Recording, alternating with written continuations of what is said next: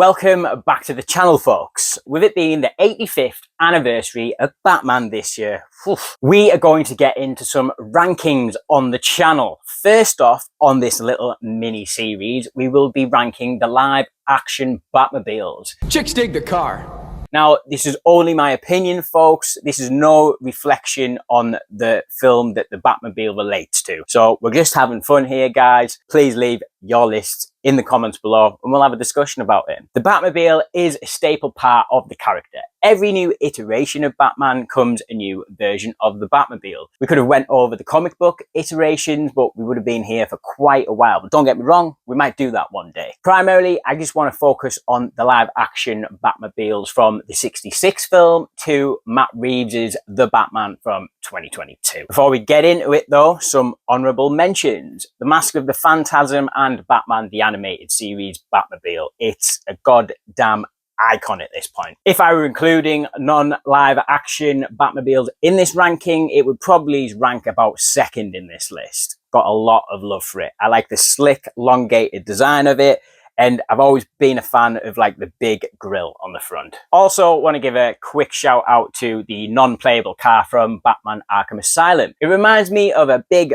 fat boy version of the animated series car. Also, Batman Beyond. Yes, guys, I know this isn't really a Batmobile of sorts, but I've always been a big fan of this design. Yes, the red and black cockpit has always done wonders for me. And just a little bit of a side note, people, can we get a Batman Beyond animated movie? Preferably scored by Trent Reznor and Atticus Ross. That would be very nice. With all that out the way, let's get into the ranking. Coming in at number 7 is the Zack Snyder Batmobile. This car featured in Batman v Superman: Dawn of Justice, released in 2015. Honestly, I think this is the only car on this list that I sort of actively dislike. It hasn't got many redeeming factors for me, unfortunately. Zack Snyder's approach with this car was to have it be more militarized and ready for combat, to keep in line with Ben Affleck's more aggressive approach as Batman. The chase we see with the car is at least thrilling, if anything, even if it is Batman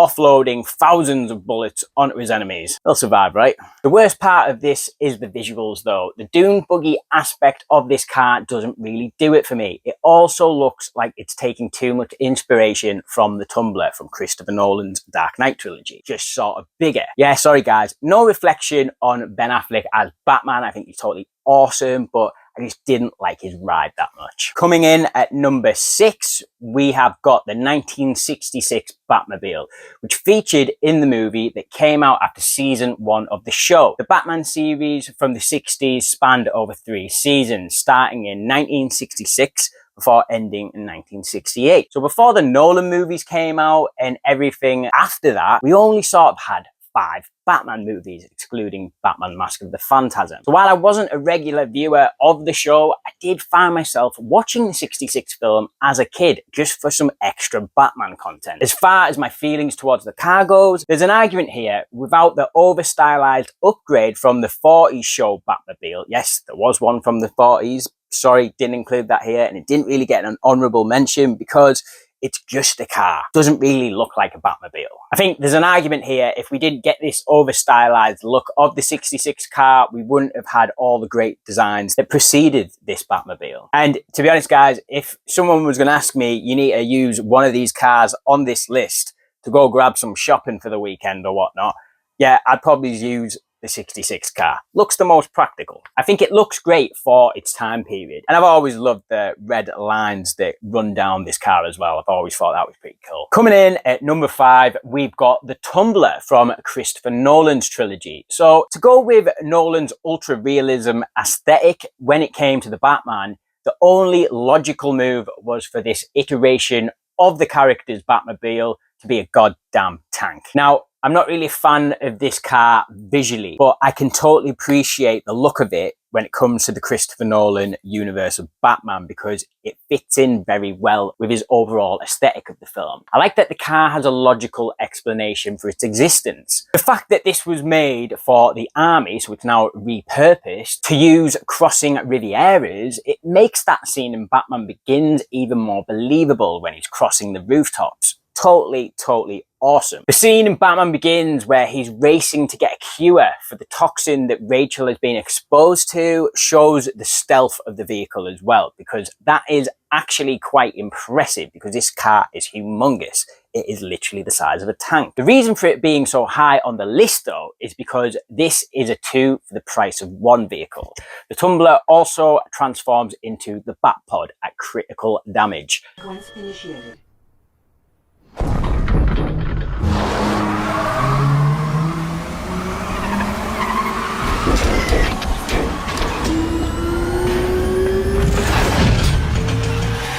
Goodbye. I absolutely love the transformation of the car into the Batpod, and then ending with that standoff between Batman and the Joker. Maybe this one might be this high because of the iconic sequences it's been involved with. Just on a visual level, I've never really been a big fan of the tank aesthetic. Coming in at number 4 is the Batmobile from the 1997 classic Batman and Robin. This was one of my toy Batmobiles I had growing up, so it does get points for that. Visually, I really like it, apart from I hate the fact that there's no lid for the cockpit. All the Batmobiles from 89 to 97 at least felt cohesive. Even if you didn't like the design, there was always some sort of visual evolution. I will also give the car some credit for being part of one of my favourite scenes in Batman and Robin, which is the chase down the arm of a gigantic statue. I just think the visuals of this particular sequence are off the charts. I love it when Batman deactivates Robin off his bicycle so he can't jump after him because he could probably fall. He's just probably looking out with him. But the scream that Chris O'Donnell gives at the end of that little finger, I absolutely love it. Like, I think Robin's overall arc in Batman and Robin is highly overlooked, but that is a conversation for a different day. But yeah, I'll totally acknowledge there's some nostalgia with these next 2 picks, but on a visual level, the elongated Batmobiles that we had in this era just does it for me. I like the alloys on this thing. I like the double fin spoiler situation we've got going on. The only thing I'm not huge on, as well as the cockpit, is the sort of light up globe as the grille of this car.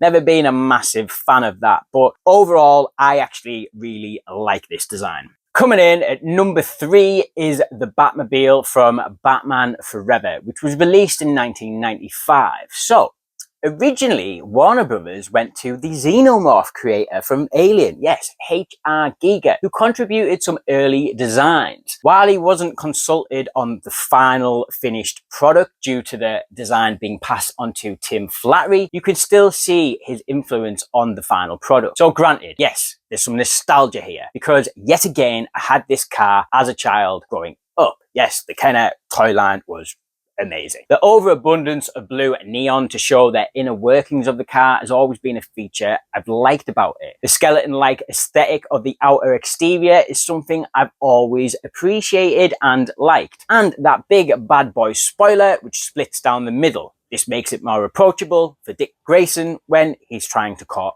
women. Going for a little ride on my love machine, baby. The chase scene involving this car isn't great. I'll take some points off it for that. But when this sucker starts driving up the side of a building, as a 10-year-old, that was simply poetic to me. I thought it was awesome. As I've got older, what's he doing when he gets to the top of that roof? Who the hell knows? Batman Forever Batmobile, big fan of it. Coming in at number 2, we have the Batmobile from the Matt Reeves directed, Robert Pattinson fronted The Batman. So I think the car is an absolute beast, a total animal. The introduction to this car in the cinema was simply intense. The sound design of this thing, it absolutely roars. I think visually, it's basically just a muscle car, but I sort of like that about it. I think it suits the realism that Matt Reeves is going for in this world. In interviews, he said he wanted Batman's gadgets to be practical and something that looks like it's being built by Bruce, which this definitely has the feel of that to it.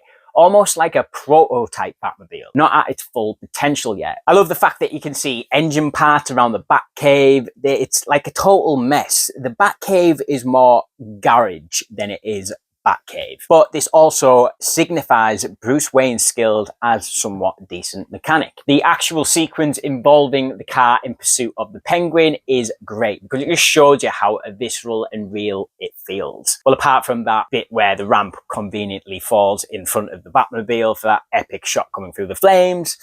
but I'll give it a pass because it looks pretty fucking cool, man. Very simplistic, but totally goes with Batman's grungy aesthetic for this film. Yeah, the muscle car simply does it for me. I like the fact that you can see the engine in the back of this beast, and the whole thing sounds like a jet aeroplane when it's taken off. That scene when he's just taunting the Penguin with it.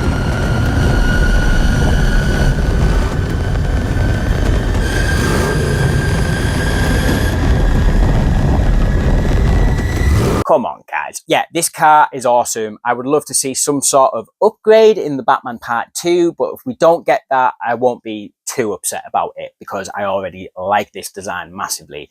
And I think this is the best sounding Batmobile by a country mile. All right, guys, coming in at number 1, yep, no shock for me, it is the Batmobile from the Tim Burton movies. This car was both in the 1989 film and Batman Returns from 92. And more recently, The Flash got a little bit of an upgrade in The Flash. So yeah, there's probably some bias here because 89 is my favorite film of all time, and certainly one of my favorite Batman movies. Visually, this one just absolutely does it in every way for me, and I think it still manages to be pretty timeless. I like that it's combat ready when it needs to be. It's got a shield when stationary as well. I think this is pretty cool. This was actually released alongside the car. It's a toy that I've always wanted. Yes, it is just a bit of plastic sheet that wraps around your plastic toy, but my God, get me one of those, folks. As seen in Batman Returns, a lot like the tumbler, this bad boy is multifunctional too. If needed to get through the smaller back streets of Gotham, it can detach its wider framed body to become smaller. The car is also involved in one of my favorite scenes in any Batman movie, period, and it's simply just the Batmobile, Batman and Vicky Vale on the way back to the Batcave after the art museum fiasco with Jack Nicholson's Joker.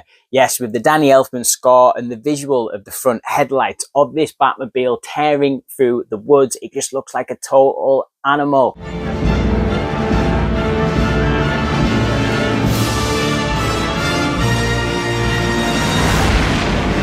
Yeah, I don't think this car will ever be topped, in my opinion. You could put a Batman in this car today, in a new Batman film, and this car would still look pretty sick in my eyes. Yep, this won't ever be topped for me.